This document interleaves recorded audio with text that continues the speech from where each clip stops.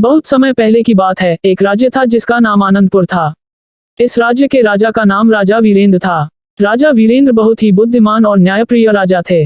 उनके राज्य में सभी लोग बहुत खुश थे और राज्य में शांति और समृद्धि थी। राजा वीरेंद्र के पास एक चतुर मंत्री था जिसका नाम था राजकुमार।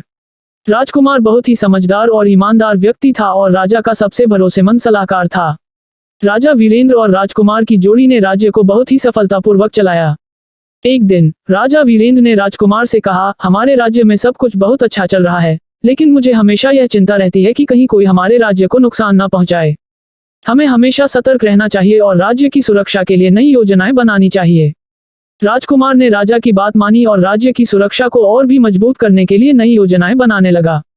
उसने राज्य की सीमाओं पर सुरक्षा बलों को बढ़ा दिया और राज्य के अंदरूनी हिस्सों में भी सुरक्षा की व्यवस्था की। राजकुमार ने राज्य के लोगों को भी सुरक्षा के उपायों के बारे में जागरूक किया और उन्हें सिखाया कि कैसे वे खुद को सुरक्षित रख सकते। एक दिन राज्य में एक अजीब घटना घटी। राज्य के मुख्य बाजार में एक व्यापारी ने शिकायत की कि उसके सारे सोने के सिक्के चोरी हो गए हैं। यह सुनकर राजा वीरेंद्र और राजकुमार बहुत चिंतित हुए। राजा ने तुरंत राजकुमार को इस मामले की जांच करने का आदेश दिया। राजकुमार ने मामले की गहराई से जांच शुरू की। उसने बाजार के सभी दुकानदारों और ग्राहकों से पूछताछ की, लेकिन उसे कोई सुराग नहीं मिला। तब राजकुमार ने एक चतुर योजना बनाई। उसने घोषणा की कि अगले दिन सभी राज्य के लोगों को राजा के दरबार में आना होगा और एक विशेष जांच की जाएगी। यह घोषणा सुनकर सभी लोग दरबार में एकत्रित हो गए। राजकुमार ने सभी लोगों को एक एक करके दरबार में बुलाया और उनसे कुछ सवाल पूछे।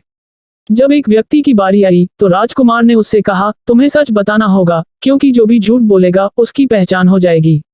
यह सुनकर व्यक्ति घबरा गया और उसने स्वीकार किया कि वही चोर था। राजकुमार की चतुर योजना ने चोर को पकड़ने में मदद की और राज्य के लोगों ने उसकी बुद्धिमानी की तारीफ की। राजा वीरेंद्र ने राजकुमार की तारीफ की और उसे राज्य का मुख्य सुरक्षा अधिकारी नियुक्त किया। राजकुमार ने अपनी जिम्मेदारी को बखूबी निभाया और राज्य की सुरक्षा को और भी मजबूत किया। राज्य के लोग राजकुमार की बुद्धिमानी और ईमानदारी की तारीफ करने लगे और उसे अपना आदर्श मानने लगे। विस्तार और गहराई से कुछ महीनों बाद राज्य में एक और चुनौती आई। राज्य के पड़ोसी राज्य ने आनंदपुर पर हमला करने की योजना बनाई। राजा वीरेंद्र और राजकुमार ने इस चुनौती का सामना करने के लिए मिलकर योजना बनाई।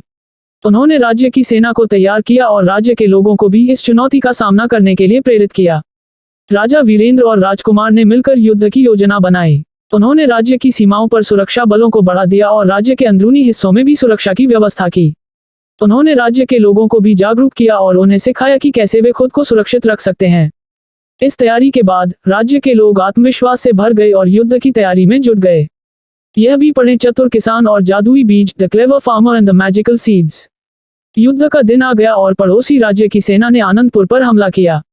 राजा वीरेंद्र और राजकुमार ने अपनी सेना के साथ मिलकर बहादुरी से लड़ाई लड़ी।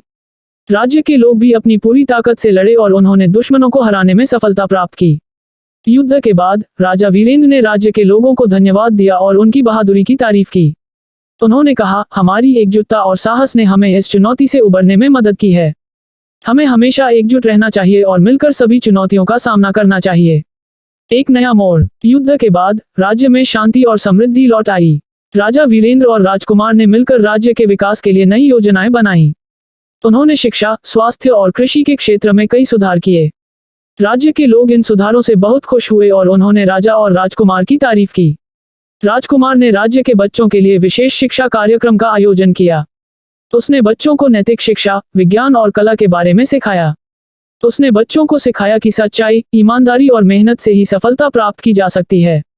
राज्य के बच्चों ने राजकुमार से बहुत कुछ सीखा और वे भी अपने जीवन में इन आदर्शों को अपनाने लगे।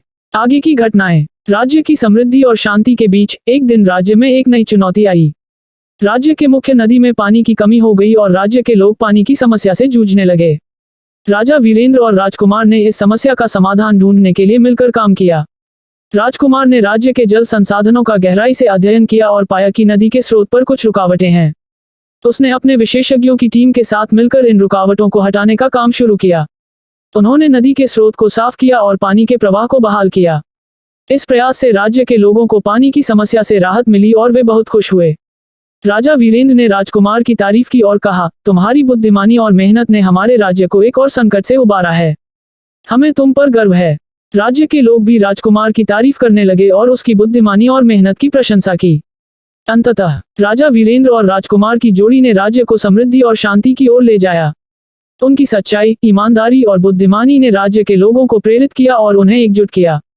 राज्य के लोग अपने राजा और मंत्री की तारीफ करते नहीं थकते और उनकी कहानी को हमेशा याद रखते। राजा वीरेंद्र और राजकुमार की यह कहानी सिखाती है कि सच्चाई, ईमानदारी और बुद्धिमानी हमेशा फल देती है और हमें हमेशा इनके मार्ग पर चलना चाहिए, जिसमें बच्चों को सच्चाई, ईमानदारी और मेहनत का महत्व समझाया गया है। हमें हमेशा सच्चाई के मार्ग पर चलना चाहिए और दूसरों को भी प्रेरित करना चाहिए। चैनल को सब्सक्राइब करें, लाइक करें, कमेंट करें और अच्छी अच्छी कहानी सुनने के लिए चैनल की प्लेलिस्ट पर जाएं और वहां आपको बहुत सारी कहानियां मिलेंगी।